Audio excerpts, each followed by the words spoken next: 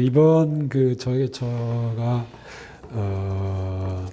준비한 강의는 선생님께서도 너무 잘 아시는 사르트르와 까미에 대한 일종의 비교가 되겠습니다. 그래서 아시다시피 이제 사르트르와 까미는 굉장히 친했다가 친구였다가 거의 한 패거리라고 할 수 있고 거의 하루에 두 끼 밥을 같이 먹고 술을 마시면 식구보다 더 친하니까. 그래서 굉장히 친한 이제 그런 관계를 맺었다가 그런 이제 우정이 이제 한 10년 정도 진행됐다가 갑작스럽게 이제 어떤 논쟁에 휘말려가지고 일종의 적이 되는 상황입니다. 그래서 아시겠지만 까미가 이제 1913년생이고 1960년에 거의 요절을 하다시피 한 거죠. 근데 물론 이제 사인은 교통사고가 되겠지만 죽었고 사르트르가 이제 1980년에 죽었는데 이들이 이제 잘 지내고 만난 게 아마 이따가 좀 자세하게 말씀드리겠는데 43년이에요. 그러니까 사르트르가 1905년생이니까 38살, 그 다음에 까미는 13년생이니까 하여튼 그런 시차를 가지고 처음으로 이제 프랑스에서 만나고 그다음에 한 10년 정도 이제 잘 지내다가 계속해서 언급될 거예요. 반항적 인간, 반항하는 인간이라고 하는 책을 1951년에 까미가 출간하는데 이 책의 출간으로 인해 가지고 두 사람 사이에 이제 유명한 논쟁이 이제 일어나게 됩니다. 물론 당시 이제 두 사람만 이제 논쟁을 벌였던 건 아니고 사르트르와 레몽 아롱이라고 하는 이제 그 우파 지식인, 철학자, 그다음에 사회학자, 그다음에 멜로퐁티.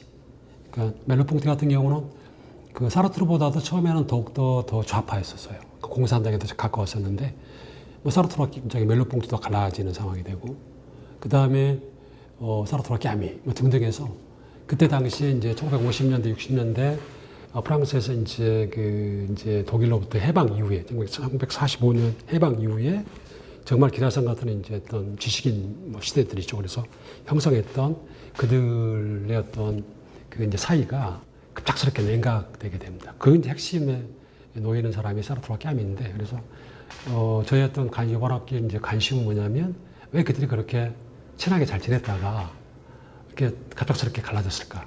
그 다음에 특히 이제 저희들이 이제 그냥 하는 얘기인데 1951년에 이제 이들이 그 어떤 논쟁이 시작됐고 한 53년 정도까지 이제 진행됐다가 그 이후로 이제 공식적인 석상이든 어디서 만나든 할 것 아닙니까, 그죠? 근데 그냥 하는 얘기로 그러니까 까미가 교통사고로 죽을 때까지 한 번도 말을 하지 않았대요. 그러니까 어떻게 보게 되면 기싸움이고, 그러니까 어떻게 보면 자존심 싸움일 텐데, 그래서 그런 어떤 이제 배경들, 물론 60년에 이제 사르트르가 교통사고로 죽었을 때 사르트르가 이제 추도사를 써요. 그래서 그 유명한 이제 추도사인데 그래서 이제 애도의 뜻을 표하고 나름대로 이제 그 까미였던 같이 보냈던 시절, 그 다음에 우정을 갖다 기리는 어떤 그런 이제 과정을 겪게 됩니다. 그래서 그런 어떤 이제 그 과정 속에서 사르트르와 까미가 이제 만났다가 잘 지내다가 헤어진 어떤 그런 배경이 뭘까라고 하는 겁니다. 그래서 이번 이제 강의 이제 바탕은 뭐냐면 지금 제가 이 출판사 선전을 하려고 온 건 아닌데 출판사에서 영어로 프레넘이라고 그러죠. 그러니까 친구적이라고 하는 단어예요. 불어로는 이제 프라이얼 에너미 그래가지고 친구적인데 그래서 친구적 이제 그런 시리즈를 내고 있습니다. 그래서 지금 현재 한 10권 정도가 나왔나 그런데 예컨대 후설과 하이데거, 하이데거 아렌트, 그 다음에 누구야, 레비너스 하이데거랄지, 등등 해가지고 조금 좀 어떤 주장이랄지 이런 것들이 상호 영향 관계에서 약간 좀 이렇게 영향을 받았다가 이렇게 좀 배신하거나 아니면 적이 되거나 이렇게 맞수가 되거나 이런 식의 어떤 과정들을 이제 그런 어떤 이제 철학자, 작가들이 주목하면서 이제 책을 내고 있는데 지금 사르트르에 관련되어서는 사르트르와 멜로퐁티라는 책이 나와 있어요. 제가 아시는 분이 썼는데 재밌게 잘 썼습니다. 그래서 아마 그런 영향 관계 속에서 사르트르와 까미에 대해서 글을 쓰면 어떻게 하느냐라고 하는 이제 그런 이제 그 제안이 와가지고 코로나 때문에 이제 이걸 좀 빨리 마칠 수가 있었어요. 그래서 그걸 준비하면서 이번 여름 학기 강의를 이걸로 하면 좋겠다라고 하는 게 어떤 그런 생각을 했었던 겁니다.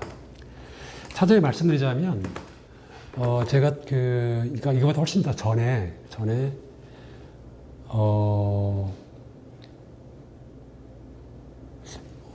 미술문화인가 뭐 그런 어떤 출판사에서 화가 있잖아, 화가. 그러니까 아주 유명한 화가. 예컨대 마네와 그의 친구들, 뭐 모네와 그의 친구들 이런 식으로 해가지고 그 책을 쓰면서 한 이제 화가나 뭐 이런 어떤 주변 인물들, 특히 이제 다른 화가들과의 관계랄지 이런 걸 써서 이렇게 그 출간하셨는데 보니까 되게 재밌어요. 그래가지고 제가 원래 이 그 주제를 뭐 출판사에다가 이 출판사 말고 다른 출판사에다가 오퍼를 했던 적이 있어요. 사르트르와 그의 친구들 이렇게. 그래서 제가 그때 염두에 뒀던 사람이 니정. 국내에서는 이제 그렇게 알려지지 않았는데 그 사르트르와 아주 오랜 친구예요.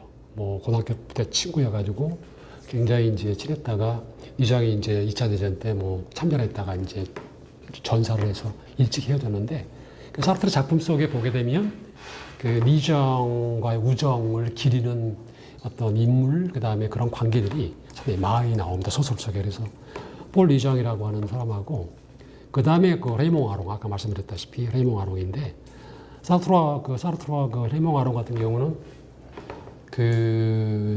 이제 프랑스 그 말로 뿌띠까마라더라고 그래요. 그러니까 뿌띠란 말이 적은이고, 까마라들은 동지, 뭐 친구, 그래서 우리말로 하게 되면 뭐 그런 말이 적합할 것 같은데, 그러니까 불알 친구죠. 그래서 얘네들은 뭐 고등학교 동창은 아니었는데 그 고등사범학교 입학해서 이제 같이 입학을 했다가 굉장히 친했다가 아롱은 일찍 이제 드골 이제 2차 대전 때 런던에 드골이 자유 프랑스 그래서 이제 임시정부를 세우고 이제 독일 뭐 맞서서 프랑스를 해방시켜야 된다라는 그런 쪽이었잖아요. 그래서 상당히 좀 우파 쪽으로 기울었고 사르트르는 뭐 좌파 주식인이었으니까 그래서 둘 사이 어떤 그런 이 이데올로기의 어떤 차이 때문에 일찍 좀 갈라섰어요. 그래서 사르트르보다 제 생각으로는 아롱이 좀 아까운 학자예요. 왜냐하면 아롱은 옳은 말만 하는 사람이에요. 그러니까 뭐 6.25 사변, 그러니까 한국동란이죠. 한국동란에 관해서도 그렇고, 그다음에 6.8혁명에 대해서도 그렇고, 하여튼 프랑스 당대의 어떤 사건들, 그다음에 뭐 미국과의 관계, 소련과의 관계, 뭐 공산당, 왜 그 프랑스 좌파 지식인들이 이제 지식인의 아편 그래가지고 그 마르크스주의라고 하는 아편을 그렇게 뭐 들이켰는가라고 하는 그런 측면에 대한 분석이랄지 이런 것들을 보게 되면 굉장히 적확해요. 그러니까 너무너무 정확해가지고 놀랄 정도거든요. 반면에 사르트르는 뭐 실수를 많이 했죠. 그러니까 소련 갔다가 뭐 언론의 자유가 뭐 있는 것 같다. 뭐 소련처럼 옛날에 구소련이니까 이렇게 풍요로운 데가 없는 것 같다라고 하는 그런 쓸데없는 얘기를 하거든요. 왜냐하면 사르트르가 이제 소련을 방문했을 때 이제 걔네들은 특기가 그거잖아요. 그죠? 뭐냐면 자기들이 좀 좋은 데만 안내하잖아요. 그죠? 보기 좋은데. 그러니까 그런 식으로 해서 이제 어떤 판단을 좀 흐리게 했었고, 또 사르트르가 거기에 뭐 속은 것도 있고, 어떤 올바른 판단을 못 해가지고, 프랑스 와가지고 막 그런 선전을 하니까 이제 뭐 다들 놀란 거죠. 그러니까 그런 식의 어떤 실수를 이제 범하고, 그랬었는데, 그런 거에 비하면, 레몽 아롱 같은 경우는 굉장히 적확합니다. 그래서 국내에서도 이제 뭐 아롱의 이제 뭐 작품 또 저작들이 많이 번역되어 있는데, 주저가, 그러니까 아롱의 학위 논문이랄지 이런 것들이 번역이 안 돼가지고 조금 좀 아까운 학자 중에 한 명이에요. 그래서 제가 지금 아롱을 좀 복원을 시켜볼까 국내에서 지금 그런 생각을 하고 있는데 하여튼 그래서 폴리장하고 아롱하고 그 다음에 이제 멜로퐁티하고 그 다음에 사르트르 이제 그 삶에서 커다란 영향을 준 사람이 보부아르거든요. 선생님 잘 아시죠? 제2의 성을 썼던 보부아르인데 둘 사이에는 이제 뭐 계약 결혼이라고 해서 알려져 있고 둘 사이가 뭐 이제 뭐 평범한 사이는 아니었으니까. 그래서 이제 저희들이 알고 있는 거는 둘 사이가 이제 뭐 연인이었다, 뭐 계약 결혼 뭐 이런 건데, 둘 사이 관계는 일종의 학문적인 우정의 관계입니다. 그래가지고 그러니까 어떤 아이디어가 있거나 그러면 뭐 대화 상대자, 그 다음에 그 일종의 인쇄허가자라는 표현을 써요. 인쇄허가자. 그게 뭐냐면, 그러니까 보부아르가 글을 썼으면 그거를 사르트르가 제일 먼저 보고, 그러니까 첫 번째 독자가 되는 거죠. 또 역으로 반대로 사르트르가 쓰게 되면 보부아르가 읽고, 그 다음에 그 됐다. 그래서 인쇄를 해도 좋다라고 하는 인쇄허가자. 그렇죠. 그 정도의 어떤 관계였는데, 그래서 그 보부아르를 좋아하는 사람들은, 또 보부아르를 좀 깊이 연구한 사람들은 보부아르가 없었다면 사르트르의 어떤 사유는 없었을지도 모른다라고 얘기를 해요. 그러니까 실제로 이제 그러니까 사르트르가 이제 2차 대전 때 그 동원됐다가 싸워보지도 못하고 포로수 용소에 갇히게 되거든요. 그때 이제 거기서 뭐 하이데거 책 강독하고 뭐 글 쓰고 막 그랬는데, 그때 이제 연구 자료를 다 보내준 사람이 이제 보부아르입니다. 그 보부아르는 이제 뭐 아무래도 여자니까 군대를 안 간 거니까, 그래서 이런 자료를 좀 보내다오 그러면 보부아르는 열심히 그 도서관 가가지고, 국립도서관 가서 자료 찾아다가 막 베껴서 보내고, 막 써서 보내고, 막 자료를 보낸 그런 상황입니다. 그래서 보부아르가 없었으면은 아마 그 사르트르의 어떤 그 학문이 상당 부분 좀 더 그러니까 이루어졌을 것이다라고 하는 그런 쪽입니다. 그래서 그런 어떤 이제 바운더리 내에서, 물론 이제 그 사르트르와 뭐 자코메티랄지 뭐 등등의 어떤 관계도 있지만, 하여튼 그런 바운더리 내에서 한번 써보면 어떨까. 그래서 그런 계획을 갖고 있었어요. 그래서 혼자 하기 너무 벅차니까, 왜냐하면 그것만 하더라도 벌써 이제 뭐 사르트르와 아롱만 하더라도 뭐 1년이 걸릴지 2년이 걸릴지 모르니까, 그래서 그런 저기 머릿속에 그걸 놓고 있다가 언제 하지 하고 있다가 이제 못하고 있었거든요. 근데 마치 이 다른 출판사에서 그 사르트르와 멜로퐁티 뭐 이게 프레너미 시리즈로 나오고, 그래서 제가 좀 짐이 좀 던 것 같아요. 그래서 그러면 사르트르와 까미를 한번 제가 써보겠다. 그렇게 해서 이제 이걸 준비하게 된 겁니다. 그래서 지금 이번 이제 8강으로 이루어지는데, 8강에서 다 다룰 수는 없고, 사르트르와 까미를 다 다룰 수는 없고, 조금 좀 부분 그들의 어떤 사상과 문학에서 그들 좀 가깝게 했던 그런 이유들, 부분들하고 그들을 좀 멀게 했던, 갈라지게 된 이유가 뭘까라고 하는 그런 거, 그런 쪽에 좀 방점을 찍고, 한편으로는 그 사르트르의 이제 주저라고 할 수가 있겠죠. 사상서인 존재와무하고, 그 다음에 그 변증법적 이성 비판이라고 하는 책이 있는데, 그거, 그 다음에 문학 작품으로는 이제 구토랄지, 무덤 없는 죽음이라고 하는 희곡 작품, 그 다음에 그거는 이제 국내에서는 아직 번역이 안 됐는데, 톱니바퀴라고 하는 그 시나리오가 있습니다. 그래서 영화를 찍기 위해서 시나리오를 썼는데, 그런 어떤 시나리오 대본. 그 다음에 까미 같은 경우는 여러 가지 작품들이 많은데, 가장 유명한 게 11세 시와, 그 다음에 이방인, 그 다음에 오해도 있을 거고 했던 그런 작품들. 그 다음에 패스트는 요새 워낙 코로나와 관련돼서 워낙 중요한 어떤 작품이고요. 그래서 패스트도 한번 같이 보려고 하고. 그 다음에 특히 이제 까미 후반기 사상을 굉장히 지배하고 있는 반항적 인간, 이걸 갖다가 같이, 그래서 그런 사르트르의 어떤 그런 사상과 문학, 그 다음에 까미의 사상과 문학을 에키스는 아닌데, 그러니까 제 판단으로 그들이 친해졌다가 갈라지는 어떤 것을 보여주는 그런 어떤 작품들을 가지고 8차례에 걸쳐서 같이 그 얘기를 해보고자 합니다.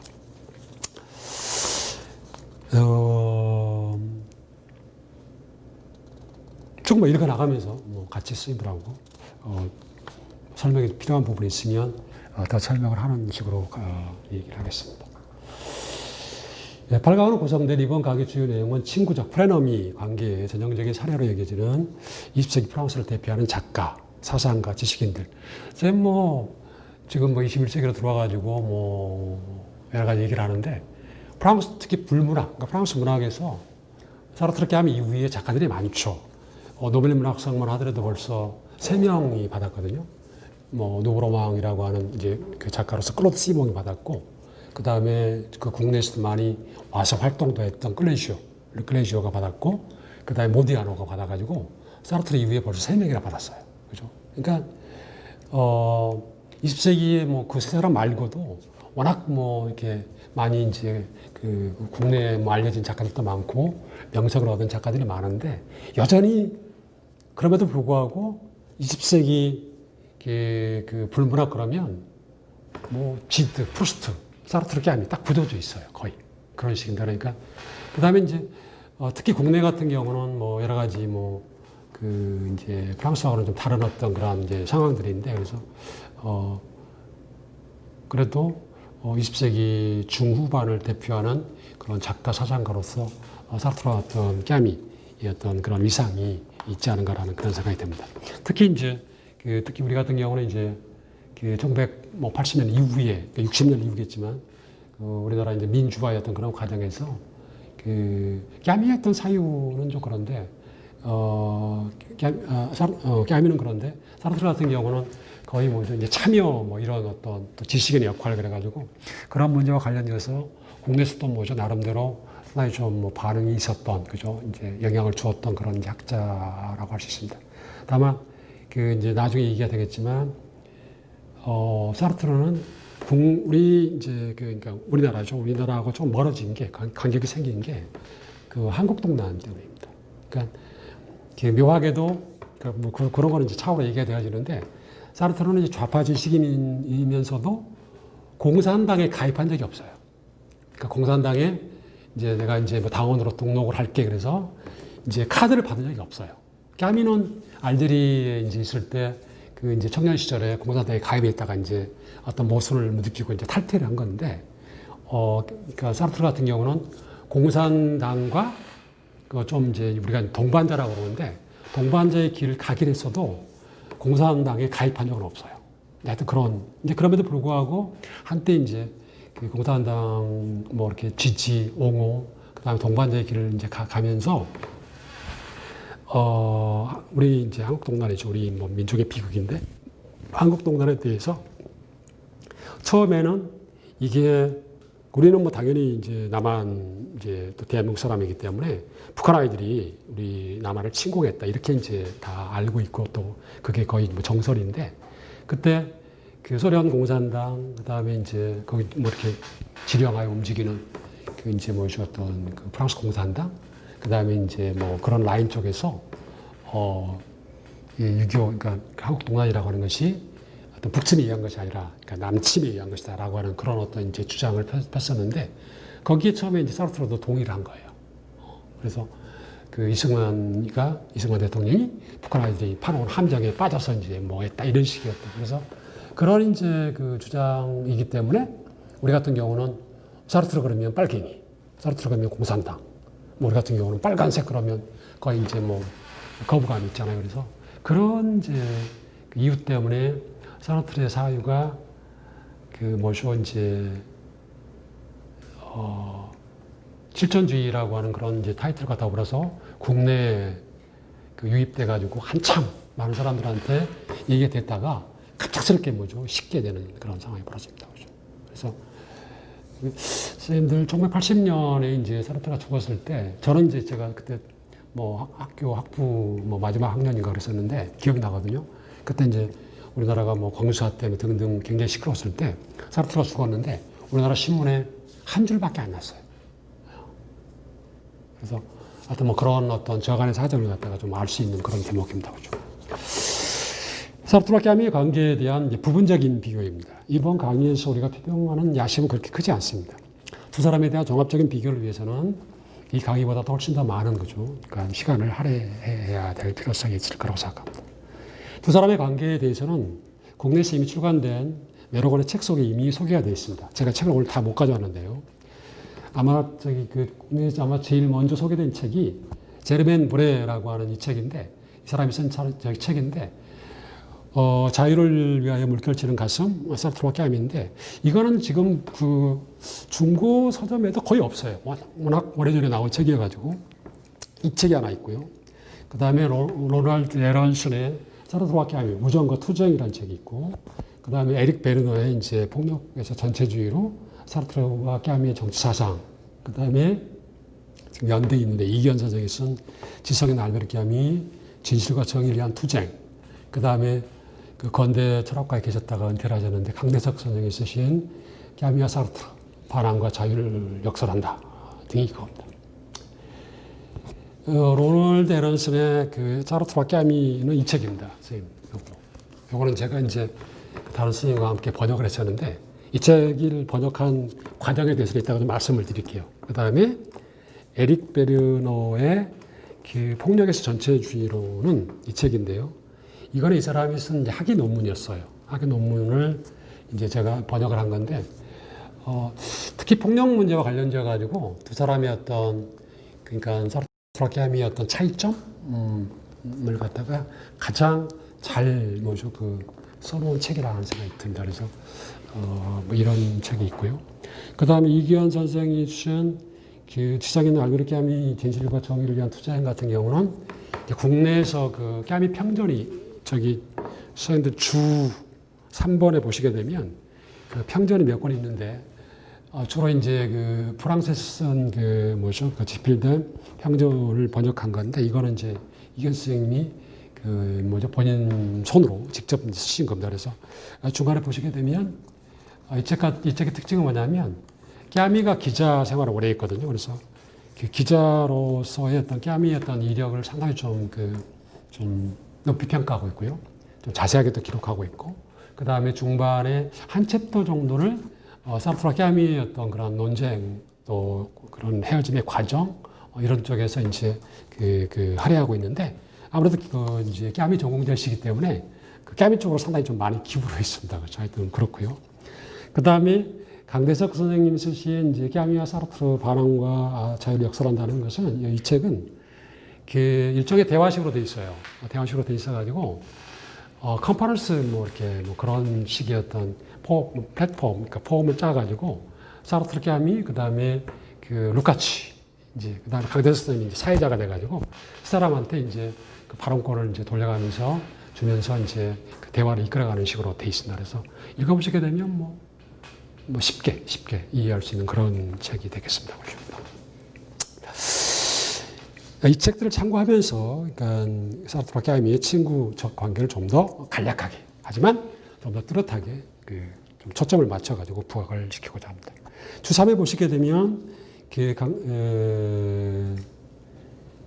사르트르 평전으로는 안니 코엔 솔라르라고 하는 사람이 쓴 그 사르트르 1905년, 1980년 이게 있는데 이게 지금 세 권으로 되어 있습니다. 상당히 두꺼운 이제 원서가 두꺼운데 그래서 이 책도 지금 93년에 나와가지고 이게 지금 절판이 돼서 중고 뭐 서점 정도에만 있어요. 그래서 지금 제가 우종길 선생님한테 양해를 구해가지고 이걸 제가 한번 그 번역을 다시 할까 지금 생각 중인데 선생님이 젊고 그러셔가지고 허락을 안 해주실 것 같아.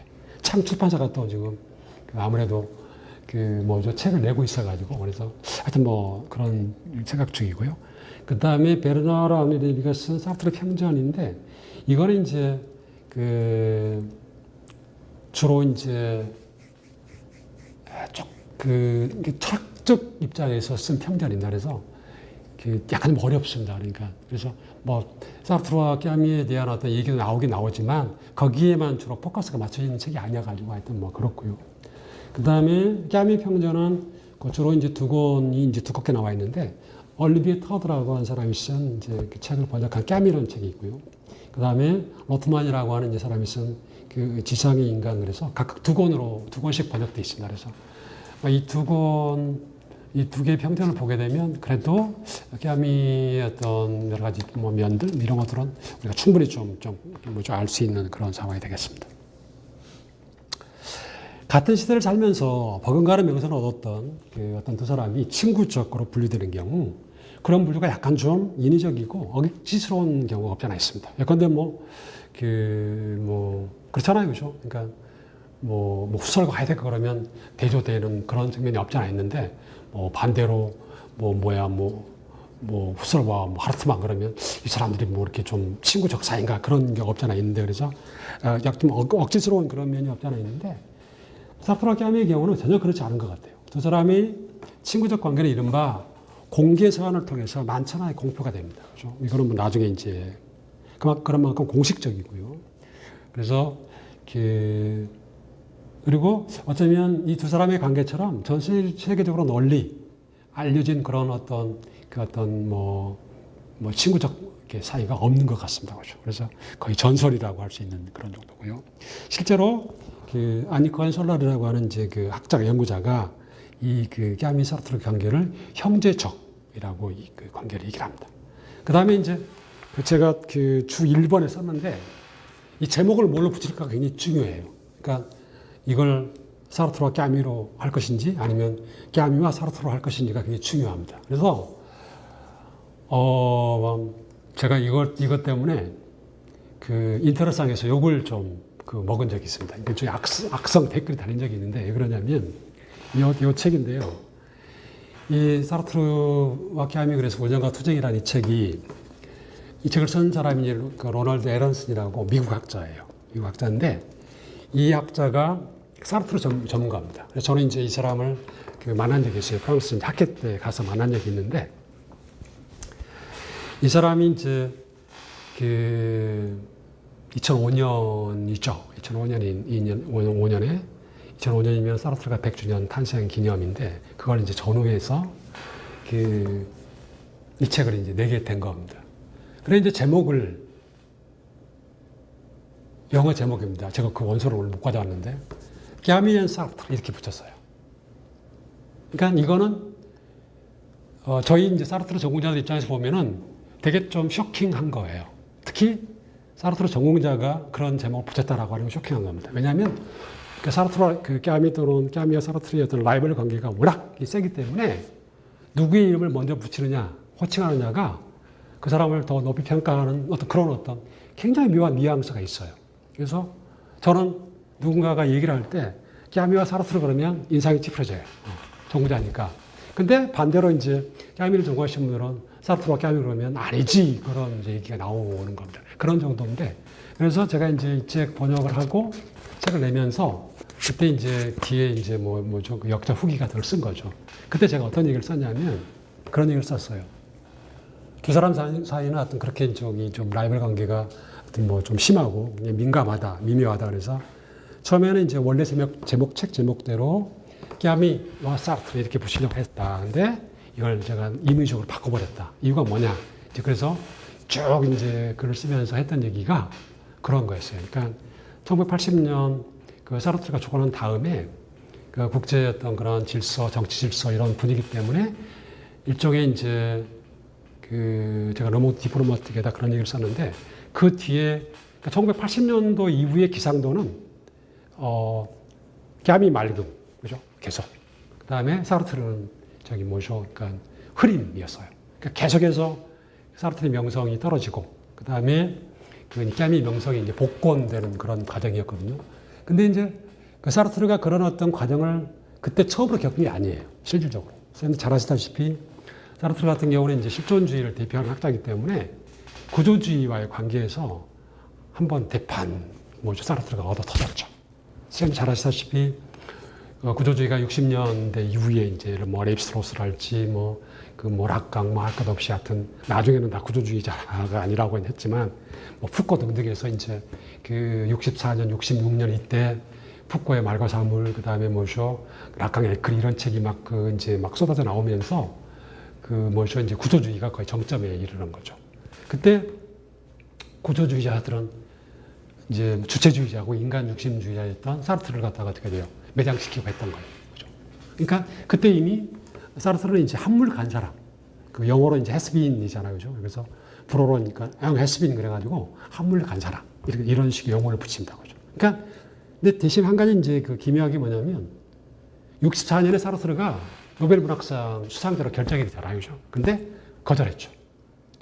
거절한 이유도 재밌어요. 하여튼 여러 가지 얘기가 있는데 까미보다 나중에 이제 상을 받게 돼가지고 기분 나빠서 그랬다는데 그런 건 아니고 나중에 이제 그거는 차차로 말씀드릴게요. 여하튼 64년에 사르트르가 이제 그 노벨 문학상 수상을 거부했기 때문에 했지만 그래도 노벨 문학상 수상 작가로 결정되면서 거의 자기 어떤 커리어에서 거의 영광의 정점에 있었죠. 근데 그때 그러니까 다른 한편에서는 벌써 사르트르를 갖다 매장시키려고 했던 그런 노력들이 있었던 겁니다. 구조주의.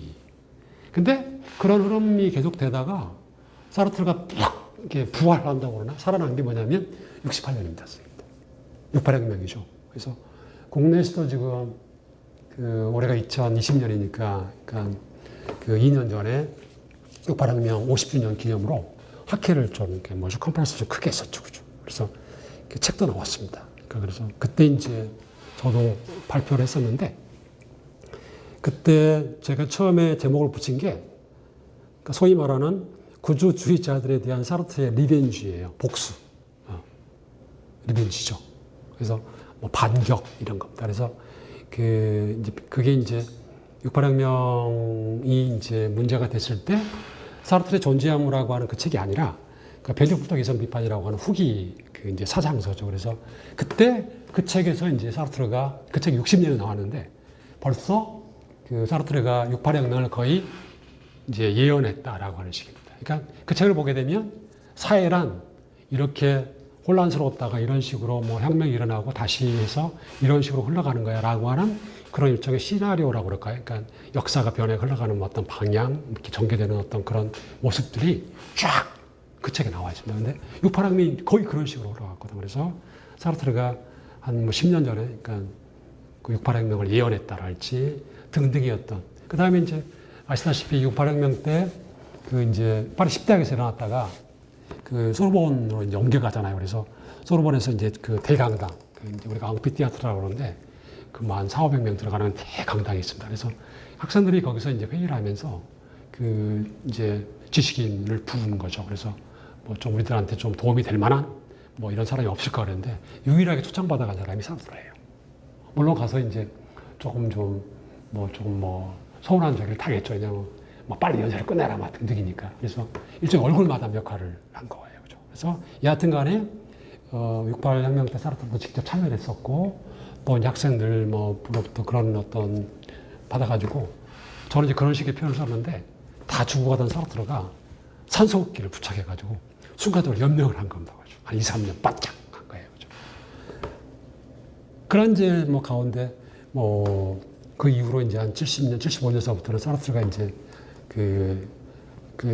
사팔뜨기인 거 아시죠? 그죠? 어릴 때 눈이 그래서 사팔뜨기였는데 책을 워낙 많이 봐서 그런지 글을 많이 써서 그런지 한쪽 눈이 망가진 거예요. 그래서 이제 거의 장님이 되다시피 해가지고 이제 활동을 이제 제대로 못하게 된 상태여가지고 그러는데 여하튼 그런 어떤 그런 과정들을 거쳐가는 겁니다. 그래서 이제 저는 이제 그런 것들을 염두에 두고 사르트르의 복권 그러다가 이 책을 이제 번역해서 출간할 때쯤 아까 말씀드린 자스민 혁명이 일어난 거예요. 그죠? 그래서 아직도 사르트르의 어떤 사유가 유효하다. 그래서 제목을 이제 까미와 사르트르라고 붙여야 되는데 사르트르와 까미로 붙였다. 이렇게 이제 제가 썼거든요. 그러더니 이제 독자들이 이제 책을 사보시고 감사하게도 사보시고 뒤에 그걸 이제 꼼꼼히 보시고 난 다음에 그분은 아마 이제 댓글 올리신 분은 까미를 좋아하신 분이었던 모양이야. 뭐가 그래서 당연히 까미와 사르트르라고 붙여야 된다. 그래서 역자가 잘못한 것이다 그래가지고 혼난 적이 있습니다. 그렇죠? 지금도 찾아보게 되는 그런 얘기가 나와가지고 그런데 하여튼 고마운 지적이죠. 그죠? 그래서 그런 식의 어떤 나름대로의 어떤 비하인드 스토리가 있는 그런 책입니다. 그죠?